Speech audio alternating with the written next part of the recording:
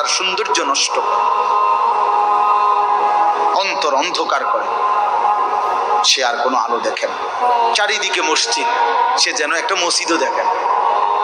এক ওয়াক্ত নামাজের সময় কল্পনা করেন চাচা, মনে করেন একটা গ্রামে কমপক্ষে তো 5-10টা মসজিদ আছে, প্রত্যেক মসজিদের যদি মাইকের হরন একেবারে যদি গড়ে 4টা করে হরন থাকে, তো 10টা মসজিদে যদি একসাথে আজান হয়, তাহলে 40টা হরন দিয়া আজান হয়েছে। কি পরিমাণ আওয়াজ হয়েছে, কিন্তু এটা কি পরিমাণ জানোয়ার, কি পরিমাণ নাফরমান, এতগুলো হরন এই জানোয়ারের কানে একটু নড়াচড়াও করলো না। তুই কি পরিমাণ নিকৃষ্ট, কি পরিমাণ নিকৃষ্ট, তুই মানুষের সংসারে মানুষের সমাজে থাকোস কেমনে জানোয়ার? তুই তো সুন্দরবন আর আফ্রিকার জঙ্গলে ওই জানোয়ারদের সাথে থাকা উচিত বেটা। মানুষের বাচ্চা হইলি কেমনে রে? মুসলমানের বাচ্চা হইলি কেমনে? তোর আব্বা কেমনে মুসলমান, তোর মা মুসলমান, মা পবিত্র দুধ খাওয়াইছে তোরে 2টা বছর আল্লাহর নাফরমানির জন্য। বাবা তার রক্ত পানি করে কামাই করে তোমারে বড় করছে এই নাফরমানির জন্য। কি মেয়ে, এই ছেলে বলো, 14 বছর পর্যন্ত মা বাপ তোমারে পালছে, তুমি 16 বছর বয়সে সারা রাত উলঙ্গ ছবি দেখবা, এর জন্য তোমারে মা পালছে তোমারে? কিরে বেটা অসভ্য।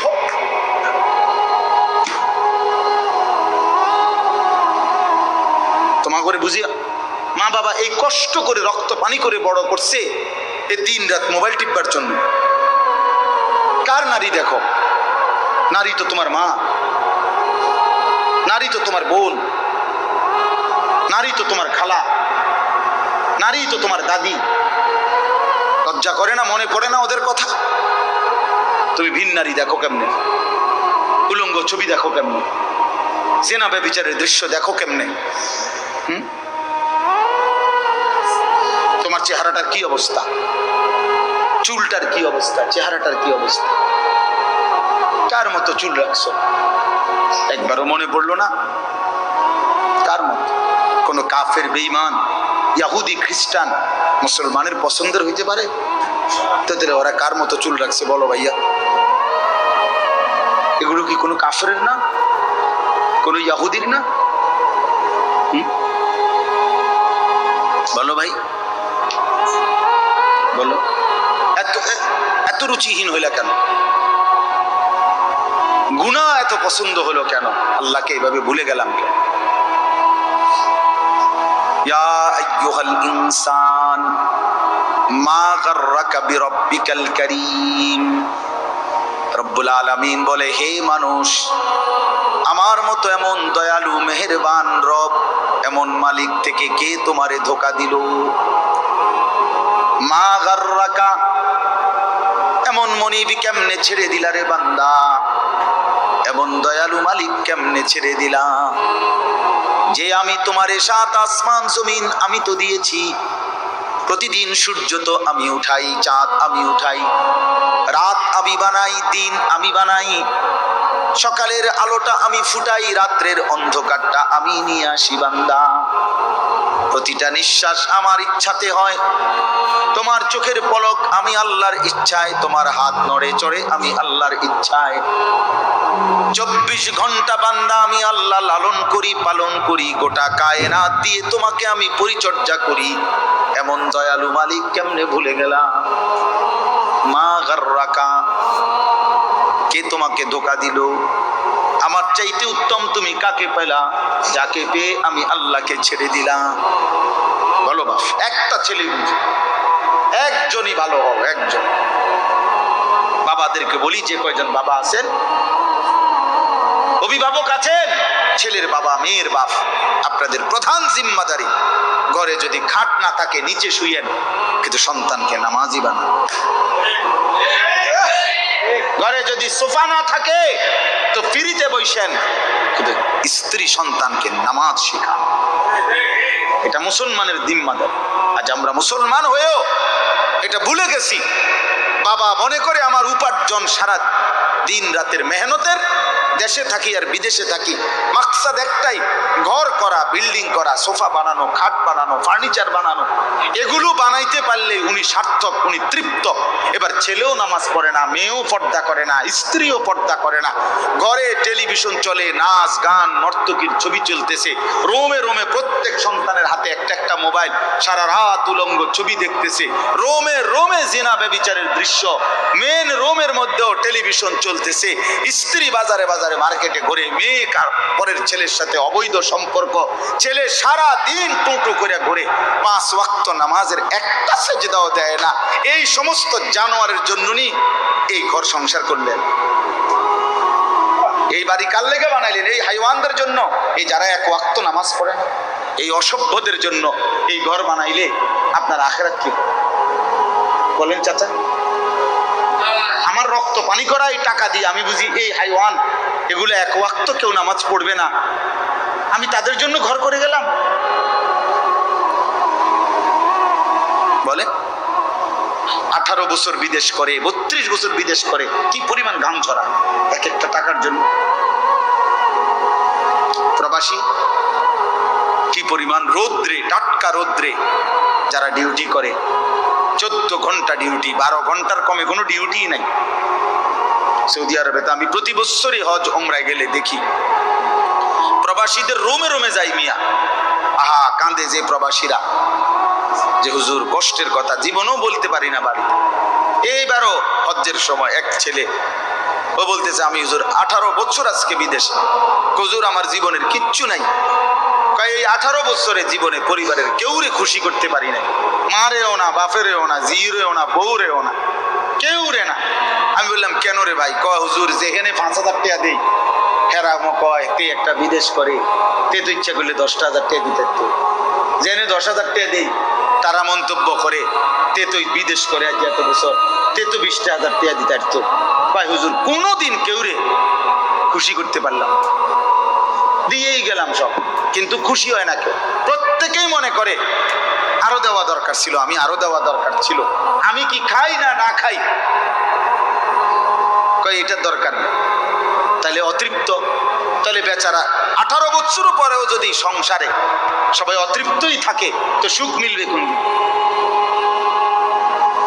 বলেন, ইনসাফ করেন।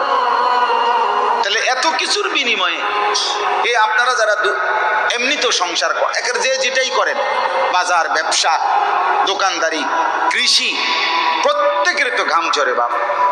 তাহলে প্রতিটা টাকা তো ঘাম ঝরানো টাকা, সেই ঘাম ঝরানো কষ্টের টাকার বিনিময়ে আমার সন্তান বুঝি সারাদিন রাত মোবাইল চালাবে আর নারী দেখবে, উলঙ্গ ছবি দেখবে, এর জন্যই আমার এই ঘাম। এটা বুঝি ইনসাফ হলো? হ্যাঁ, আমি সবারকে বলি না, একজন প্রবাসী 26 বছর বিদেশ কইরা উপজেলাতে, ইচ্ছা করে নাম বলতেছি না, উপজেলার মেন উপজেলায় কয় যে হুজুর আমি 4 তলা বিল্ডিং করছি, সম্পূর্ণ বিল্ডিং এর কাজ শেষ করে ভাড়া দিছি, কয় এরপরে দেশে চলে আসছি 26 বছর পরে, মনে করছি আর বিদেশ করতাম না, আল্লাহ দিলে এই বাড়ির ভাড়াই পামো 1-1.5 লাখ টাকা। পরে উনি বলতেছে, হুজুর আইসা যখন উপজেলার মার্কেটে বাজারে আসছি, মানসে আমারে আমার বেডির নামে, মানে আমার বউয়ের নামে আমারে চেনে, পুরা বাজার জেন দিয়ে হাঁটি, মানসে কয় তাই যাম। আমি সবাইকে বলতেছি না, মানে উনি বলছে আমার, উনা সবাই সব বন্ধ হয়ে গেলে পৃথিবী চলতো না, ঠিক না বলেন না কেন?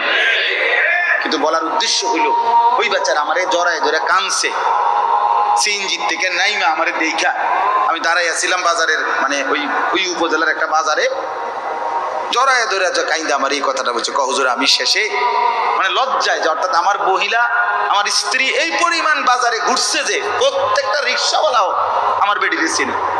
আজ আমারে কয় ওই তাই জামাই অমুক মহিলার নাম ধরে বলে, বিনীত লজ্জায় আমি এই নিজ গড়া বাড়ি ছেড়ে আমি গ্রামের বাড়িতে চলে গেছি। তা করে লই বলছি না, এই শহরে থাকতাম না, যে শহরের মানুষ আমার স্ত্রীকে দিয়ে আমারে ছেড়ে,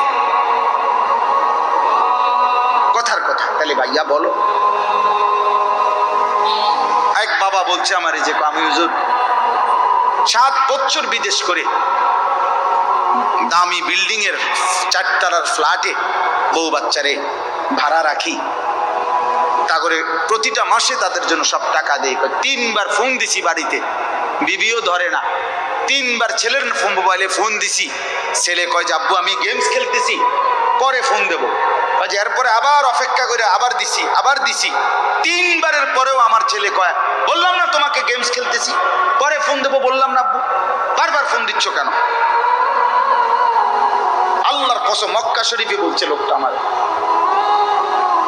পরে কয় হুজুর আমি কেউরে না বইলা এরপরে বিদেশ থেকে বাড়িতে আসছি। আইসা কয় আমার ফুতেরে এই 4তলা বিল্ডিং থেকে লাইট খাইয়া পাও দি লাইট খাইতে লাগতে নিচে নামাইছি। বেডিরও বলছি বউরে সবগুলার গ্রামের বাড়িতে রাখা বুঝি এনে থাক, শহরে থাকন লাগবে। আমার রক্ত পানি করা টাকা বিনিময়ে তোমার গেমস খেলা, আমার সাথে কথা বলার কি নাই? না, জন্মদাতা বাপ। এই জীবনের অর্জন একজনই বুঝেন, আপনার সন্তানকে দিন শিখানো আমার দায়িত্ব। প্রয়োজনে খাট কম হবে, প্রয়োজনে সোফা না হবে। আমার আব্বা আলহামদুলিল্লাহ, আমরা 5 ভাই 3 বোন। আমার বাবা মৃত্যুর সময় আমাদের জন্য কোনো বিল্ডিং করে দিয়ে যায়নি, ঘর করে দিয়ে যায়নি। 2015 সালে আব্বা ইন্তেকাল করছে, কিন্তু আমরা 5 ভাই 3 বোনকে দিন শিখাইছে বাবা। 5 ভাই আলহামদুলিল্লাহ আল্লাহর দয়া আলেম হয়েছে। বিনিময়ে 2015 সালে আব্বা যখন ইন্তেকাল করছে, এখন 25 সাল, 10 বছর। এই 10 বছরের ব্যবধানে আব্বার মৃত্যুর পরে আমরা 5 ভাই আলাদা আলাদা জায়গা কিনছি, বিল্ডিং করছি, ঘর ফার্নিচার সব কিছু কিনছি, কোনো অসুবিধা হয়েছে না। আব্বা না করে দেওয়ার পরেও এডি আমগো হইছে, কিন্তু আব্বা দিন শিখায় গেছে। এখন আল্লাহর কোরআন যদি আমি পড়ি তাহলে আমারও নেকি, খোদার কসম আমার আব্বার কবরও নেকি। আমার আব্বাও লাভ, আমিও। কি আমার বাপে লাভ না? আর আমি যদি আপনাদেরকে একটা কথা এখন বললাম, ওয়াজ করলাম, এটার কোনো যদি সোয়াব হয় আমার, তা আমার আব্বার কবরও যাবে, আমার আমল নামাতেও কি হবে? তাহলে কাম হয়ে গেছে না? বিল্ডিং তো হইছেই আমারও, আর আব্বাও তো কাম হয়ে গেল, আব্বারও কাম হইলো, আমারও। আমরা 5 ভাই 5টা মসজিদে জুমা পড়াই, তো এর নেকি নেই? কথা বলেন না কেন? তো এই নেকি আমার বাবার কবর। 5 ভাই 3 বোনের 8 জন ভাই বোনের যতজন সন্তান সবাই মাদ্রাসায় পড়ে। তাহলে এই যে সবগুলো বাচ্চা মাদ্রাসায় পড়ে, আল্লাহর কোরআন পড়ে, তো দাদার আমল নামার মধ্যে সওয়াব যাইতো না? নানা আমার বাপ নানা, আমার বাপ দাদা, তো সওয়াব যাবে না? কারণ উনি তো ওনার সন্তানদেরকে দিন শিখানোর কারণে এখন আমরাও আমাদের বাচ্চাদেরকে কি শিখাচ্ছি? তাইলে এই জন্য আমাদের মূল ডিউটি আমার সন্তান, আমাদের মূল ডিউটি আমাদের স্ত্রী সন্তানের ঈমান আমল নামাজ, এটা আমাদের জিম্মাদারি। খানা আলু ভর্তা দিয়ে খাইলেও পেট ভরে যায়, 10 রকমের গোশত লইয়া বইলেও কিছুক্ষণ খাইলে পেট ভরে যায়। 10 আইটেমের তরকারি যার আছে সে কোনো 1 বালতি ভাত খায় না, বরং সে একটা নির্দিষ্ট পরিমাণ খানা খাইয়েই কি পেট ভরে যায়। তো দুনিয়া তৃপ্ত, এমনিতে একটু পরে পেট ভরে যায়। আখিরাত আল্লাহ আমাদেরকে বুঝার তৌফিক দান করে। অতএব আমি যে কথাগুলো বলতে চাইলাম, ছেলেরা বাবা তোমাদেরকে বলছি, ধমক দেওয়া মূল মাকসাদ না। তোমার সাথে কোনো ঝগড়া করে আসি নাই আমি, না তোমার সাথে কোনো ঝগড়া করতেছি, তো তোমারে মনে করাই না। তোমরা যে কয়জন ছেলে বসছো, তোমাদের এই ছেলেদের মধ্যে অধিকাংশেরই চেহারা বলছে তোমরা নামাজ পড়ো না। আমার বাপ কেন নামাজ পড়ো না? আল্লাহকে ভুলে থাকার মধ্যে কি স্বার্থ? নবী সাল্লাল্লাহু আলাইহি ওয়াসাল্লাম স্পষ্ট হাদিসে বলছে, সবাইকে বলি, আল্লাহর নবী বলছেন 2টা নামাজ জামাতের সাথে পড়ে না ওই ব্যক্তি, খোদার কসম নবী বলছে যে মুনাফিক। লা ইয়াশহাদুহুমা মুনাফিকুন, বিশুদ্ধ হাদিস। নবীজি বলছে মুনাফিক এই 2 নামাজে আসে না, এক হলো ইশার নামাজ, এক হলো ফজরের নামাজ। আল্লাহর নবী সাল্লাল্লাহু আলাইহি ওয়াসাল্লাম ইশার নামাজ এবং ফজরের নামাজের জামাত যে পড়ে না, রাসূল বলছে স্পষ্ট এটা মুনাফিক। হযরত আব্দুল্লাহ ইবনে ওমর রাদিয়াল্লাহু তাআলার ছেলে আব্দুল্লাহ ইবনে ওমর বলেন যে, আমরা নবীজির জামানায় যে ফজরের নামাজে অনুপস্থিত থাকতো, 2 রাকাত নামাজ পড়তো, 2 রাকাত ফজরের নামাজ পড়তো, 2 রাকাত ইশার নামাজ পড়তো, 2 রাকাত ফজরের নামাজ পড়তো। 2 রাকাত ইশার নামাজ পড়তো, 2 রাকাত ফজরের নামাজ পড়তো। আল্লাহর কসম তিনি বলেন আমরা নবীজির জামানায় তাকে মুনাফিক হিসাবেই ধারণা করতাম। ফজরের নামাজ যে পড়ে, বুঝছো ভাইয়া? হ্যাঁ, হযরত আব্দুল্লাহ ইবনে মাসউদ বলেন রাদিয়াল্লাহু তাআলা আনহু, তিনি বলেন আমরা নবীজির জামানায় চিহ্নিত মুনাফিক যারা, ঘোষিত মুনাফিক, চিহ্নিত, যেমন আব্দুল্লাহ ইবনে উবাই চিহ্নিত মুনাফিক ছিল, যে চিহ্নিত মুনাফিকরাও ফজরের নামাজের জামাতে আসতো এই লজ্জায় যে মানুষ তো ডাইরেক্ট মুনাফিক ডাকবে, এজন্য লুকাইবার জন্য, মানে সে যে মুনাফিক এটা যেন সে না বোঝে, এটা লুকাবার জন্য হলেও নবীর জামানায় চিহ্নিত মুনাফিকরাও ফজরের নামাজের জামাতে আসতো।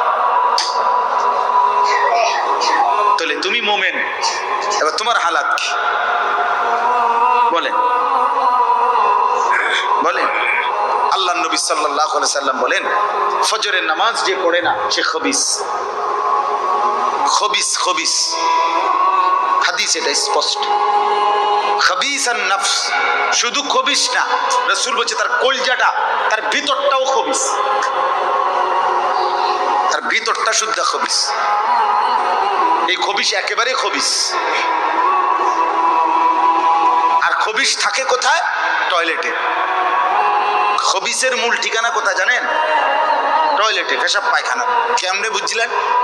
নবীজি সাল্লাল্লাহু আলাইহি সাল্লামের আমল ছিল তিনি টয়লেট বাথরুমে ঢুকতে পানাহ দোয়া পড়তেন, যেটা এই দোয়ার অর্থই হলো আল্লাহ আমি খবিস থেকে কি চাই? পানাহ চাই। তাহলে বোঝা গেল খবিস কোথায় থাকে। তো নারে এই কথা বলতেন কেন? বিসমিল্লাহ আল্লাহুম্মা ইন্নী আউযু বিকা মিনাল খুবুসি ওয়াল খাবাইস। তাহলে বোঝা গেল খবিস কোথায় থাকে। এই জন্য এই বেনামাজি ফজর পড়ে না যেগুলো অপদার্থ, এগুলো যখন ঘুম থেকে ওঠে এটি মূলত বাথরুমের থেকে ওঠে, বাথরুমের টাঙ্কির থেকে ওঠে। এদের সারা দেহে পায়খানা, এদের সারা দেহে পেশাব। আচ্ছা আরো প্রমাণ শুনেন। আল্লাহ নবী সাল্লাল্লাহু আলাইহি সাল্লাম বলেন যে ফজরের নামাজ পড়ে নাই, ঘুমায়েছিল, আল্লাহ রাসূল সাল্লাল্লাহু আলাইহি ওয়াসাল্লাম বলেন যাকা রাজুলুন বালাশ শাইতানু ফি উযুনাইহি। নবীজি বলেন এটা এমন লোক যার দুই কানে শয়তান পেশাব করে দিয়েছে। শয়তান তার দুই কানে মুইতা দিয়েছে। এর শয়তান তো 6 মাসের বাচ্চা, ঠিক না? বুঝেন না এমনি কথা? শয়তান কি 6 মাসের বাচ্চা যে পেশাব অল্প করত? শয়তান তো অনেক বয়স্ক, তার পেশাবও তো বেশি। তাহলে শয়তান কারো গায়ে মুতলে তার তো তোষক শুদ্ধ বিজ্জা যায়, তার শরীর তো ভাসে ভাসেই, তোষক শুদ্ধ কি? ছি ছি ছি ছি ছি, লজ্জা থাকা উচিত ভাই, হায়া থাকা উচিত। এই জন্য আল্লাহ রাসূল সাল্লাল্লাহু আলাইহি সাল্লাম বলছে যার লজ্জা নাই সে যা ইচ্ছা তাই করে, যা তোকে ছেড়ে দিলাম। ইজা লাম তাস্তাহি ফাসনা মা শি'তা। হাদিস নবীজি বলছে তোমার লজ্জা নাই, ফাসনা মা শি'তা, যা মন চায় তাই করে, তোর ব্যাপার, যা বেটা তোকে ছেড়ে দিলাম, বেটা যা, তোর যা মন চায়। তোর মন চাইলে দাঁড়াইয়া মতো, মন চাইলে হাঁটতে হাঁটতে মতো, মন না চাইলে মন চাইলে বৈশা মতো, যেটা মন চাইলে। তোর তো যেহেতু শরমে নাই, লজ্জাই নাই, এই জন্য হায়া। আল্লাহকে কিভাবে দাঁড়াবো আমরা? বাবা রাসূলুল্লাহ সাল্লাল্লাহু আলাইহি সাল্লাম সুপারিশ করবেন এই কথা কোনো সন্দেহ নাই, সন্দেহ আছে? কিন্তু এই কথার মানে কি? এই কথার মানে এই যে নবী কি এই কথাই তো বুঝাইছেন নাকি যে মৃত্যু পর্যন্ত তুমি গুনাহ করতে থাকো, গুনার উপরেই তুমি আইসো কবরে, আমি তোমার সুপারিশ করে জান্নাত দেব, এটাই তো অর্থ না? কথা বলেন না কেন? এটাই তো তিনি বুঝাইতে চাইছেন। তাইলে তিনি চোখের পানি ফেললেন কেন? কাঁদলেন কেন? তায়েফে পাথর আঘাত হলের কারণ তিনি এই আমলের কথা বললেন কেন? 23 বছরে আল্লাহর বিধান তাহলে বললেন কেন? এটি কিছুই তো বলার দরকার ছিল না। তোমরা যে যাই করো করো, করতে থাকো, হাসরে আমার সামনে আইসো, আমি জান্নাত দিয়ে দেব, এটাই সুপারিশ? তাইলে ইসলাম কি? কোরআন কি? আল্লাহর হুকুম তাইলে কি? হালাল হারামের পার্থক্য কি? তাইলে জায়েজ না জায়েজের পার্থক্য কি? এটি কি? তাইলে এগুলা কি বলেন? এই জন্য এটা বোঝা উচিত, আমাদের ভাবা উচিত, এটা ভাবা উচিত, আমাদের এটা ইনসাফের সাথে ভাবা উচিত। এই জন্য আজকে আমাদের কথার খুলাসা, কোনোভাবে ভাইয়া গুনাহের রাস্তা, শয়তানের রাস্তা, সে পথে যাওয়া যাবে না।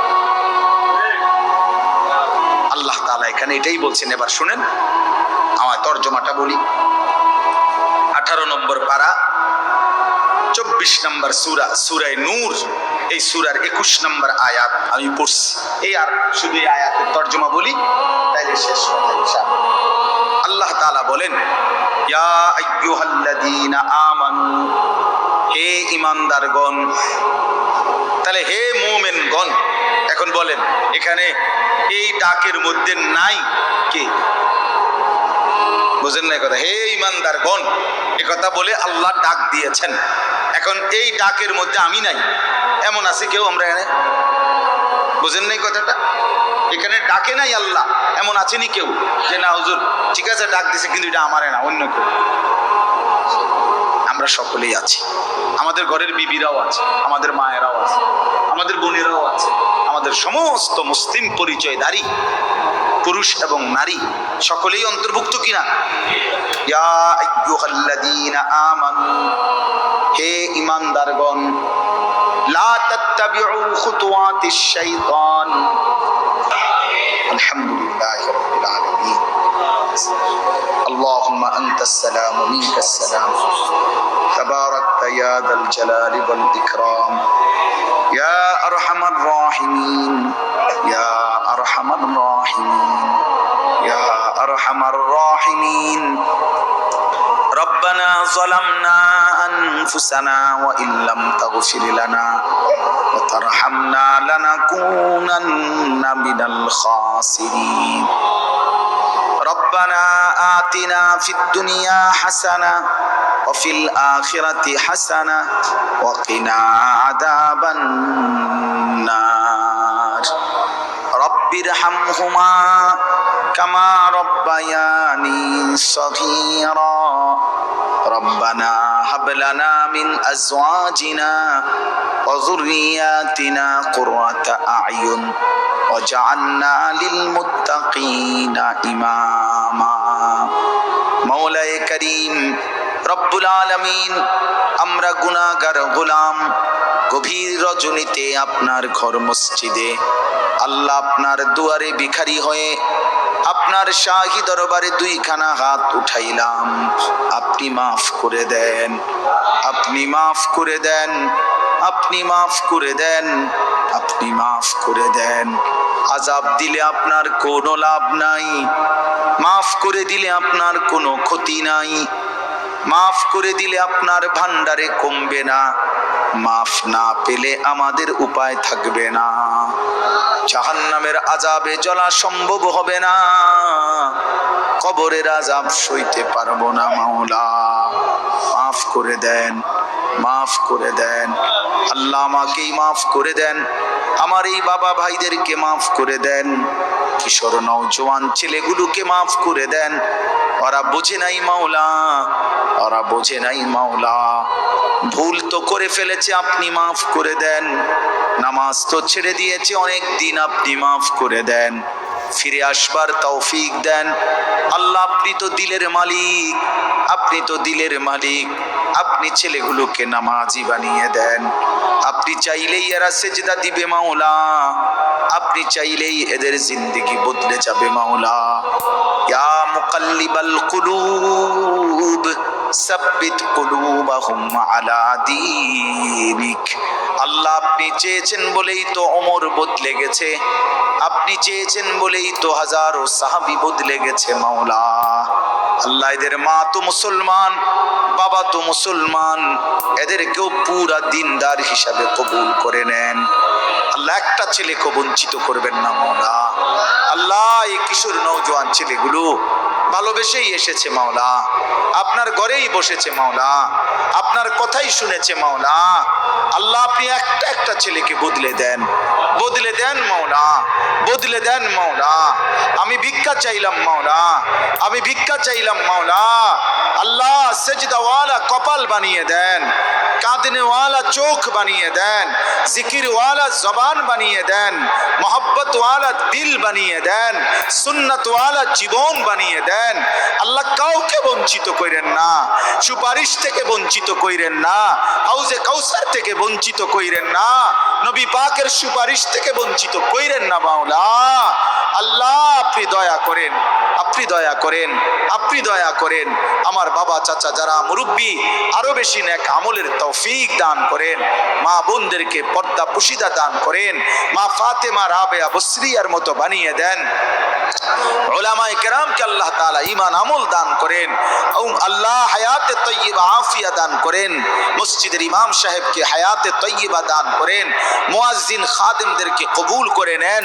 কমিটির প্রতিটা সদস্যকে আল্লাহ আপনি কবুল করে নেন। মুসল্লি বাবা চাচা ভাইদেরকে কবুল করে নেন। সমস্ত কবরবাসীদেরকে মাফ করে দেন, মাফ করে দেন। সমস্ত কবরবাসীদেরকে মাফ করে দেন। কিয়ামত পর্যন্ত কবরের আযাব মাফ করে দেন। কবরগুলোকে জান্নাতের টুকরা বানিয়ে দেন। আল্লাহ আজকের এই ইসলাহি মজলিসখানা আপনি কবুল করে নেন। আগামী দিনেও সকলে মিলে মিশে এমন আয়োজন করার তৌফিক দান করেন। আল্লাহ, আয় আল্লাহ, অনেকেই দোয়া চেয়েছে, অনেকভাবেই দোয়া চেয়েছে। প্রত্যেকের নেক মাকসাদ আপনি পূরণ করে দেন। অসুস্থ বিমারি যারা শিফা করে দেন, পেরেশানি অভাবে যারা আপনি আসান করে দেন, ঋণ মুক্ত করে দেন। প্রবাসী বিদেশের জমিনে যারা সহি সালামতে নিরাপদে রাইখেন মাওলা, নিরাপদে রাইখেন মাওলা, ঈমান আমলের সাথে রাইখেন মাওলা। আল্লাহ, আল্লাহ আমাদের সবাইকে কবুল করেন। ফজরের নামাজ জামাতে পড়ার তৌফিক দান করেন। 5 ওয়াক্ত নামাজ জামাতে পড়ার তৌফিক দান করেন। আল্লাহ নবী সাল্লাল্লাহু আলাইহি সাল্লামের ভালোবাসা মহব্বত আমাদেরকে দান করেন। সুন্নাতের প্রতি ভালোবাসা আমাদেরকে দান করেন। আল্লাহ জিকিরওয়ালা জিন্দেগি বানিয়ে দেন, ফিকিরওয়ালা জীবন বানিয়ে দেন। আল্লাহ, আল্লাহ আপনি কবুল করেন। আমার দেশকে নিরাপদ করে দেন। সারা পৃথিবীর মজলুম মুসলমানকে নিরাপত্তা দান করেন। গাজা ফিলিস্তিনের মজলুমদেরকে বিজয় দেন, বিজয় দেন, বিজয় দেন মাওলা। মা কষ্ট পাচ্ছে মাওলা, এতিম বাচ্চা কষ্ট পাচ্ছে মাওলা। একটা রুটির জন্য মাওলা ঘন্টার পর ঘন্টা, মাইলের পর মাইল দৌড়াচ্ছে মাওলা। মাওলা আপনি রহম করেন মাওলা, আয় মাওলা আপনি দয়া করেন মাওলা। এ দৃশ্য মেনে নেওয়া যায় না মাওলা। মাওলা আমার কিছু করার থাকলে আমাকেই নেন মাওলা, আমাকেই নেন মাওলা।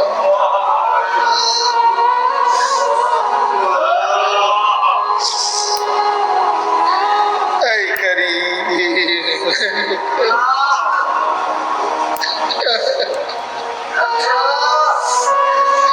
আল্লাহ,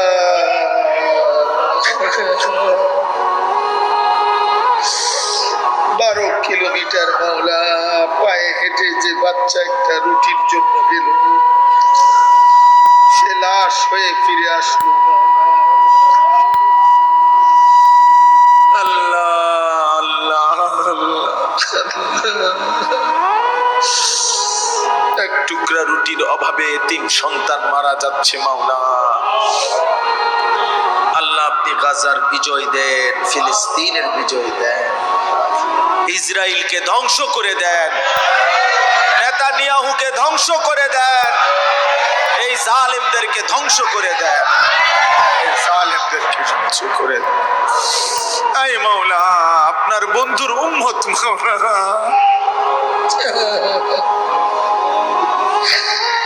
আপনার মদিনার বন্ধুর উম্মত।